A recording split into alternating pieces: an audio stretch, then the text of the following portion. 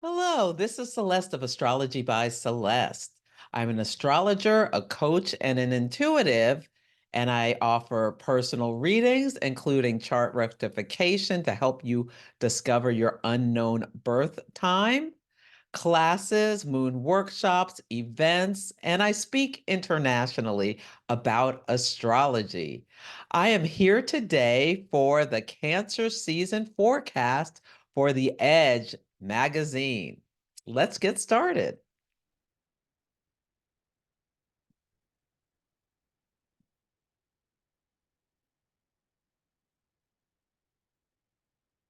Okay, this is me. I'm a Taurus sun, I'm an Aries moon, and I am a Cancer rising. My background is I spent over 25 years in corporate. So I love helping people with their work goals as well as any other aspects of life. You can go to my website and subscribe for moon phase guidance.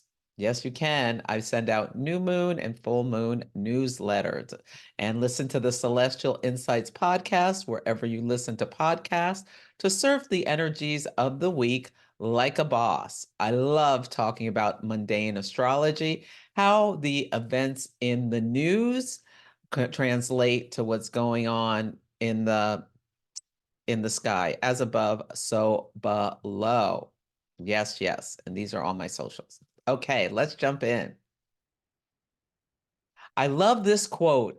Listen to your intuition. It will tell you everything you need to know. In our society, we are taught so much to focus on the logical mind, but and that's what Gemini season, which is wrapping up, and we're getting into Cancer season. Gemini season is all about the logic. It's an air sign and the intellect, and Cancer is about the emotions and the intuition. And too often in our society, we focus on the intellect and tell people not to pay attention to those intuitive hits that come in through the body that feels, and they are the things that will keep you safe. Whenever I don't trust my intuition, I always regret it, and I bet you feel the same. Cancer is a water sign. Water is it's a yin energy. It's that feeling energy. Water signs are mute. The water signs are Cancer, Pisces, and Scorpio. It's ruled by the moon. Each sign has a ruler, and the moon rules Cancer. And what that means, if you have a moon in Cancer, you can do what the moon's meant to do well, which is feel, which is nurture, which is keep yourself safe. Yeah, the moon is our subconscious mind. The sun is our conscious mind. This is the image of Cancer, and it's the crab. And what Cancer energy is very sensitive. And so sometimes when people with strong Cancer energy, they get their feelings hurt, they go into their shell and quiet. They don't say anything, but you can tell on their face they're not happy or they're upset or the tears start to flow. Crying is one of the healthiest things one can do when you feel called to it because it helps wash away and process those emotions. And we can cry for joy, we can cry for upset, anger, all sorts of things. Cancer energy nurtures. The mother is a Cancer archetype, as well as like caregivers, and it provides comfort. A big hug is something that can be a wonderful thing to receive. It is intuitive, sensitive, and protective. You can think about how the mama, is very protective of her young.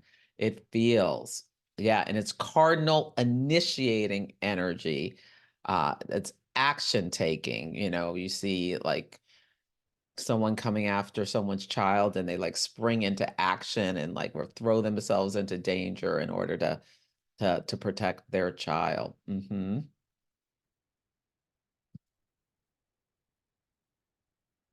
Some other words for Cancer, um, it's helpful, sympathetic. I said empathetic. Also can be on a shadow side, like only caring about what the person perceived as their so-called tribe, like their family. Like if it doesn't impact their family, then they don't care about it. That can be a shadow side of Cancer energy. Yeah, and you can think about it, you'll probably be seeing a lot more nationalistic, where people are talking about their own country and that anyone outside of their country or their city or their family or what have you, like they don't really matter. All that matters is what's right around me. So that can be one of the shadow sides. Like guilt tripping can be a shadow energy of Cancer, trying to make people feel bad about how you feel. Yeah, that can be a shadow. So watch out for that. Being emotionally reactive can be a shadow energy, and like way overly emotional, like just overreacting over like smaller things that don't really, yeah, being very touchy or moody. One day the moon changes sides every day. So for someone with strong Cancer energy, their chart ruler or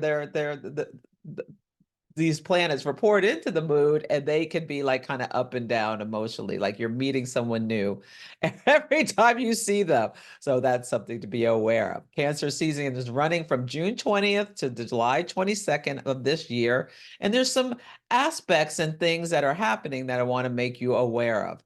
Mercury will enter the sign of Leo from so it's in Cancer as we start Cancer season, where it can emote and it can feel, and then it enters the sign of Leo on July 2nd and immediately opposes Pluto. So Mercury rules communication and our thought processes. And in Leo, this fire sign, it's dynamic. It's like pushing its energy out, ready to have some fun, ready to have a big plan. But sometimes with the Mercury and Leo, it's like so like focused on like the big show that some of the details are forgotten. Like you forget to bring the plates to the picnic, and like what are people supposed to eat their barbecue on? It's really messy when they don't have any plates, even if you have napkins. So think about remembering the details. Yeah. The Mercury, and like you can feel like this boost of confidence.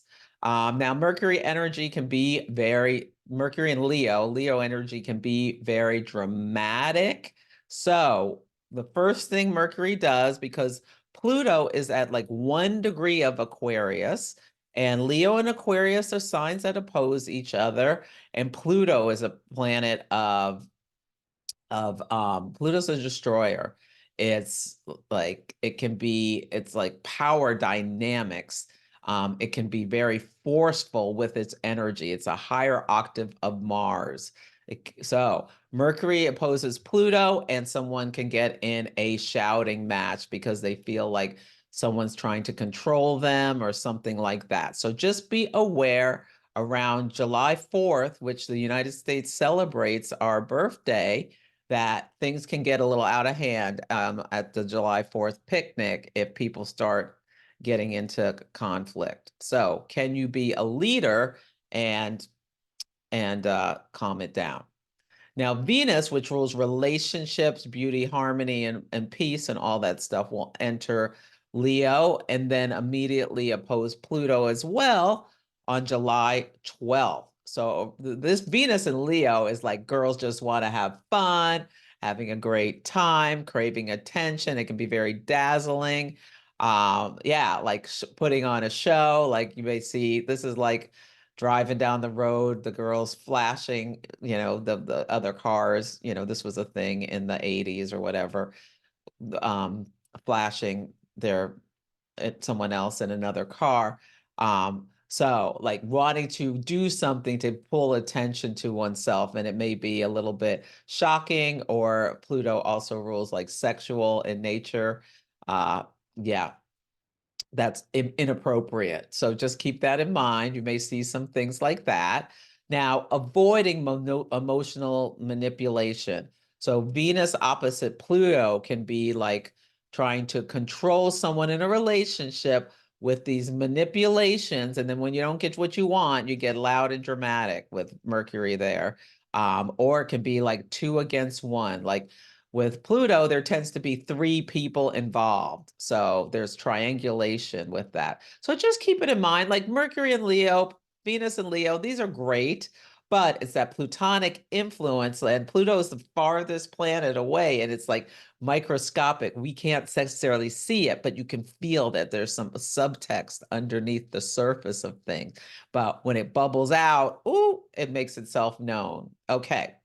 Now, Mars, a planet of action. Mars strives, Mars achieves, Mars rules conflict, is going to be conjunct Uranus, which is the great awakener, the planet of shocks and awe, sudden events in Taurus, an Earth sign on July 15th. So this can be when a planet, when there's a conjunction, the planets merge the energy as opposed to the opposition when they're opposite each other, and it comes from outside of. So Mars doesn't like to be in Taurus. It's a sign of its detriment where it can be stuck and really can get into fixed energy about what it wants. But it can also be just having the persistence and the diligence and the stick-to-itiveness to keep going for your goals that you're striving for until you achieve them.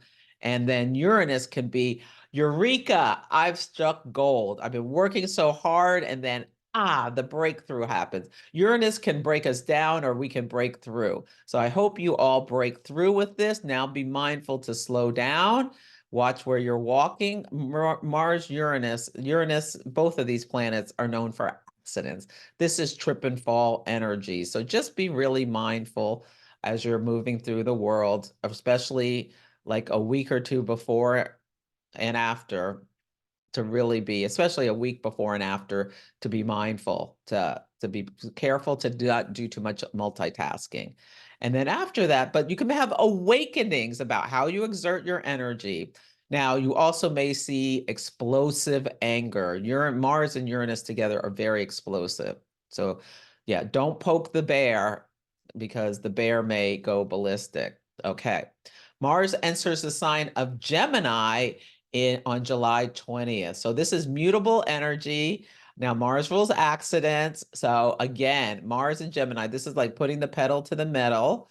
Mars rules like engines, power, it's like cars.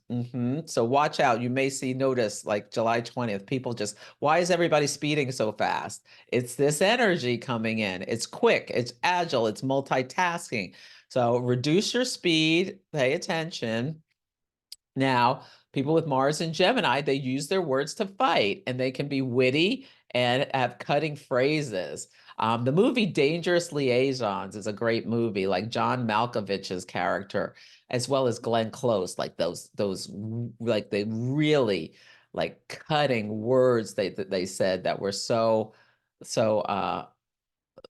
turn of phrase and witty. That's Mars in Gemini. Now, Gemini likes to do things twice. So try not to, Mars can bring frustration. Try not to get too frustrated if you have to do things over. Like I started recording this and I had to stop and start again and stop because Jupiter is in Gemini too, and Jupiter makes everything bigger. So when Jupiter and Mars are both in Gemini, you may find like energy is very scattered and fragmented. So you really have to slow down, and you may have to do things multiple times. So try to roll with it and not get too frustrated. The working with the moon cycles, I highly recommend this. This is the moon cycles are great for setting intentions and bringing them to fruition through focused action. And also just working with the moon helps you make the unconscious conscious, where you can really see what is like living your life more presently with the moon cycles. It is just unbelievable how this can help you grow on a spiritual level. There'll be a full moon on June 21st at 1 degree of Capricorn. Yes, Capricorn is cardinal initiating earth energy. So the sun will be at 1 Cancer and the moon will be at 1 Capricorn. The sun and the moon are always opposite each other at a full moon. So as oppositions can come in through other people or circumstances where you get full illumination, because this is the culmination of the moon cycle about something related to this axis in your chart. So likely something will come to you about Cancer home, Capricorn work. Cancer, how you seek security. Capricorn, how you build your legacy. What are your ambitions? Cancer feels like mother. Capricorn, the authority. Yeah. Yeah, nurturing yourself versus adulting. Capricorn energy encourages us to take on responsibility, be and duties, and be reliable, be practical. And Capricorn is the sea goat, and it's willing to put in the hard work and the effort to achieve goals over time, and having the patience and the planning to get to where you want to go. At the full moon, all is illuminated, emotions are heightened. It's a time for celebration and releasing what no longer serves you, and having forgiveness for anything. Like if you set intentions at the last new moon, which was in Gemini, and you didn't get to where you wanted to, just have some forgiveness. The beautiful thing about working with the moon cycles rather than the annual, let me just set my goals in January, and then by March, you forgot all about them, is each month there's a new moon in a different sign, and it gives us the opportunity to start again, reframe, rephrase our intentions. Okay, so you may have revelations. Pay attention at every full moon that what's coming to your attention about the nature of the moon and the sign and the house in your chart it's in. Yeah, you can go to my website, astrologybyceleste.com, and go to the bottom of the home page, and you can put in your information and get a free natal chart. And then you can see what house you have Capricorn in. Yeah, 1 degree of Capricorn in. And there'll be illuminations around there. Okay. How do you hold yourself back from your ambitions due to fear? And fear of failure can be, yeah, something that comes to light. Balance your work and family life and duties and versus the desire to rest. Now, in Cancer season, you may be finding you're wanting to nest at home more. Maybe you were out a lot during Gemini season, flip, lots of errands, lots of activities, socializing. Now you're ready to like do a little nesting, and like maybe just want a barbecue in your backyard. Now, there's going to be a new moon on July 5th at 14 degrees of Cancer. So it's so interesting because the July 4th, this holiday, is going to be in the dark of the moon. So, yeah, people may be more subdued around this July 4th than if it was happening at a full moon, which is a time of celebration. So new moons are times to set intentions, make wishes, just ask the universe for what you would like to bring into your life. Be specific, because you may get it, just not in the form you ask for it. That's what happens a lot. Have a ritual. Take time to sit down. You can join my workshop if you want to, really bring some intention into what you want to grow in your life. Also, initiating new projects with the new moon. Self-care is a great thing to do with Cancer energy, and Cancer rules the breasts and the stomach. So if you notice anything, it's a great time to do a breast exam, and notice if you have any stomach upset. Maybe you need to get a checkup or something like that. And maybe you just need like some kind of antacid or changing your diet or something to fix your digestive issues. Can you set intentions about managing difficult emotional responses, like practicing how you're going to do things differently. And think about, just allow yourself to get bored and just feel it, and ask yourself questions like, how does this make me feel? Why do I want to do this? Great time for self-investigation. Baths or swimming are also Cancer's water. I'm having a new moon workshop called Chasing Waterfalls on Sunday, June 30th from 12 to 2 p.m. Pacific time. I hold these every new moon, right before every new moon, where I do talk about the astrology, and we do intention setting, and I do hot take readings and coaching people for success. I'm going to be speaking for the Astrological Association in the United Kingdom from August 28th through September 1st. You can check it out. You can go to my website, and on the moon workshops page, you can see the link to this. Yeah, but it's astrologicalassociation.com/conference-24. And yeah, this is going to be fantastic. And also the OPA retreat. This is going to be spectacular in Park City, Utah from October 16th to 21st.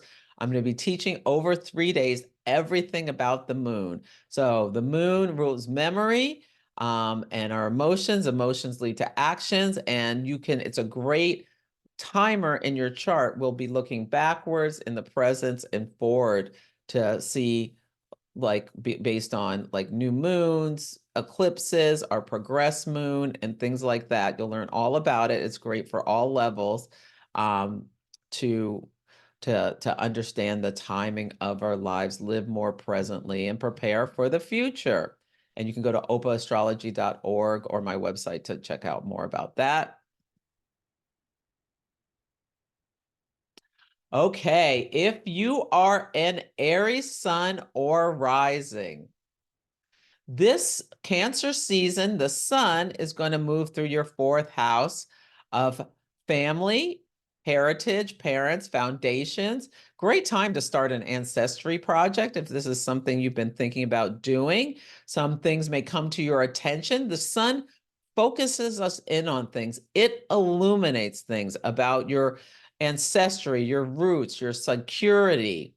The fourth house, like, this is the most private place in our chart. The point that starts the fourth house is called the IC, and this is our personal midnight. So you may be uncovering things about how you were raised, and at the full moon, where the moon is in Capricorn, opposite the Cancer sun, like, ooh, you may get some like illumination about how things about how you were raised impact you now and how you act out in the world. And these are things that are brought to your attention for your understanding and evolution and healing, not just for you to beat yourself up.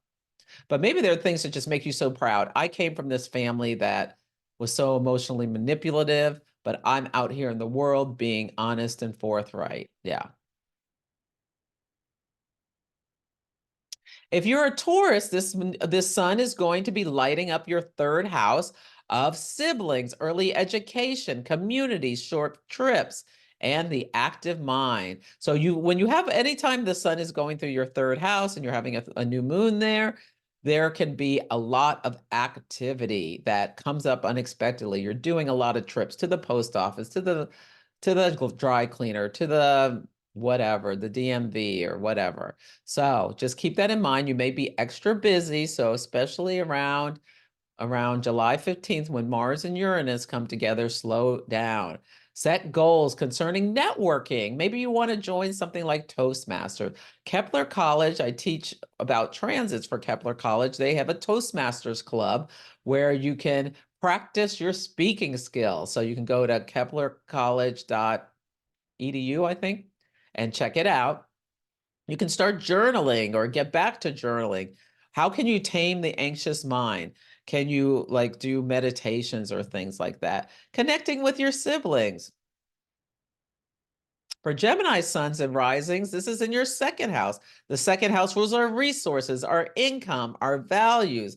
Also has to do with our talents, our attitude towards money. This is a great time to set intentions around building savings and increasing income, improving your self-esteem. Now, this is the axis of pleasure, power, and resources. So the full moon may be illuminating some shadow stuffs around you and how you deal with sharing resources. So keep that in mind. Stay tuned for that. For Cancer, the first house, this is your season, Cancer suns and rising. The first house rules the self, the identity, our physical vitality. So the sun, as it goes through there, it's spotlighting your vitality. So if anything comes up, you feel like you need to go to the doctor, it's a great time to do so. Yeah. Maybe you decide to start a new workout routine or walking 10,000 steps a day or something like that. Yeah. So create actions around health. How can you develop your more confidence? How can you balance the self, first house versus the partner, seventh house, with at the full moons, things may come up about sharing of responsibilities between you and your partner if you have one. For Leo, this is a 12th house new moon, and the sun's going through your 12th house. And the 12th house rules seclusion and endings. This is your time to rest because next month will be Leo season where you have this new start, where you have a birthday if you're a Leo sun. Yeah, so this is a time to take some time to do some resting before your season begins. The 12th house also rules escapism. So if you have escapist tendencies like shopping, playing games, video games on the phone, never ending, drinking, drugs, whatever, it may come to your attention about how these things are at the full moon in Capricorn in the sixth house, in how they're affecting your sixth house rules, things that go wrong with our health and our daily routines and rituals. So there may be, what I'm doing is causing me these problems around my health and vitality. It's also like hidden enemies. Someone may be exposed to you that may be gossiping about you or something like that. And solitude. Great time to do a little retreat. Take a step back. Focus on your spiritual practices. Yeah, set intentions to do better around any escapism. For Virgo, it's in the 11th house. And 11th house new moons, the sun is lighting up your 11th house. It's a house of good fortune, the house of friends, organizations, hopes and dreams. Jan Spiller calls this the granddaddy power period when you have a new moon in your 11th house. So this is like at the new moon, just after it's perfected, you can just set wishes, set intentions, and just put it out into the universe. Ask, believe, receive. So you can make the new moon wishes, set intentions to achieve your deepest desires. 11th house has to do with the future. What do you want to grow is a very Cancer thing. Cancer is very fertile. It's a water sign. Yeah. Think about your roles in group, planning times with friends. Sometimes, it's like I need to, and the full moon in the fifth house of self-expression, how do I express myself in relationship to the group? Maybe something that comes to your attention. Are you too Capricorn, focused on shadow Capricorn, focused on what's going wrong rather than what's going right? Okay, for Libras, the sun is going through your 10th house of career, status, and reputation, the highest point in your chart. The midheaven, this angle here, this arrow pointing up, that's the highest you can achieve. That's the peak in your chart.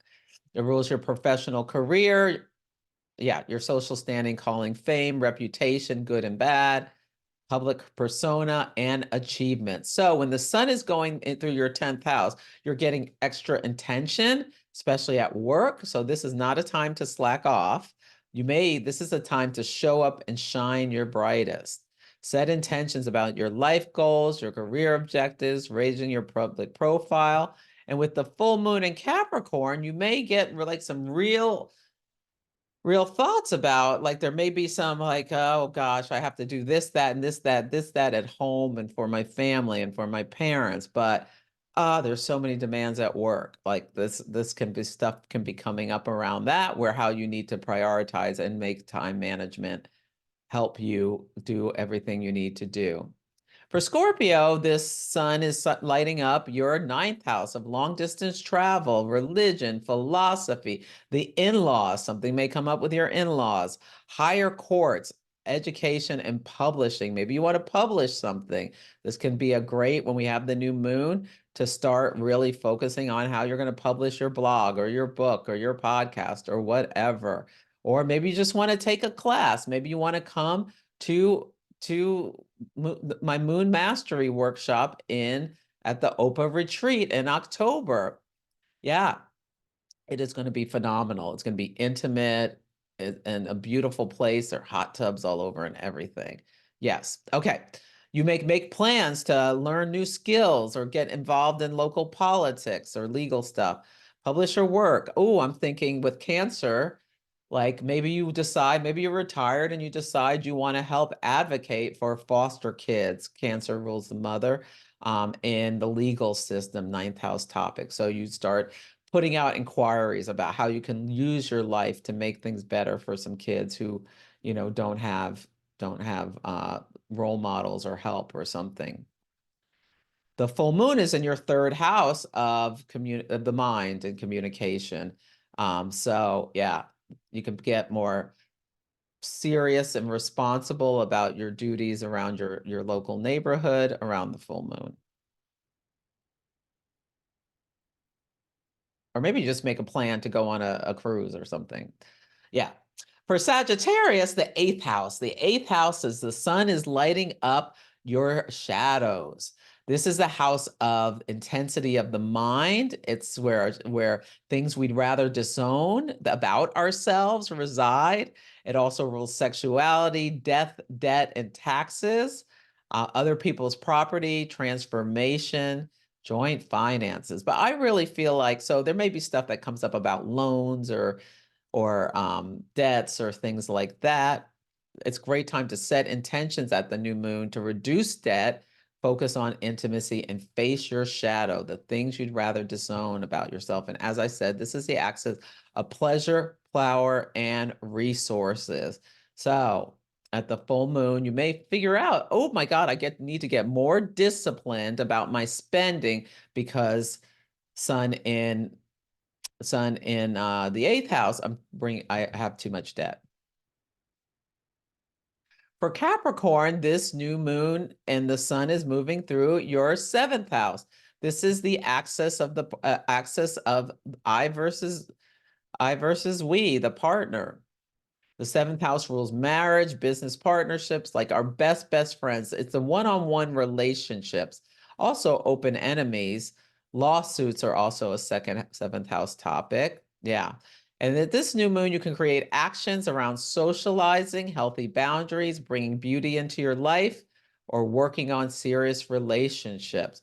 So the full moon in your first house may be like, I am taking on, as a Capricorn, you're someone very comfortable potentially with duty and responsibility. I'm taking on too much of the responsibility. We need some more balance in a relationship. And at the new moon, maybe talking to your partner about that. Or maybe you decide you're single. I'm very happy being single and just want to do things the way I want to do them. Or maybe you decide, I want to find a new partner. And then you start putting out feelers to friends, maybe do some internet dating or join some social club.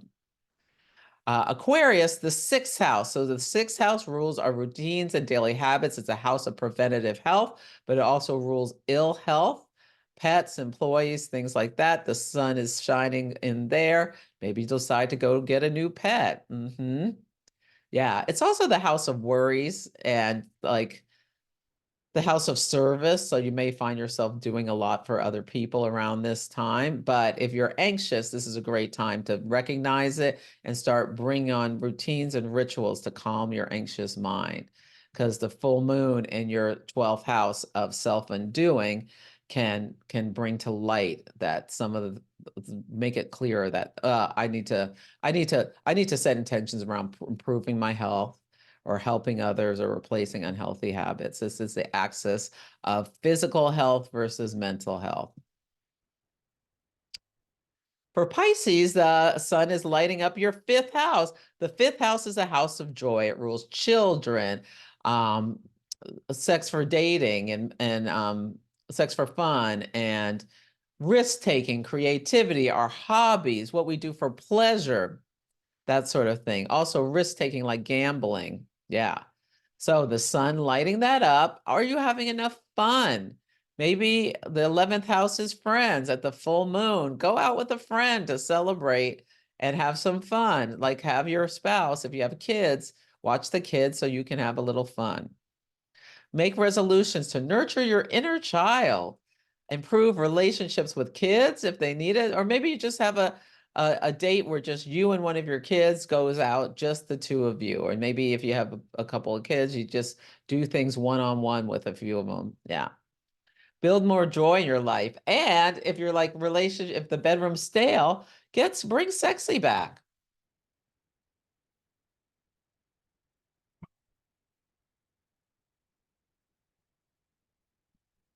So that's it for this Cancer season forecast. Again, I'm Celeste at Astrology by Celeste.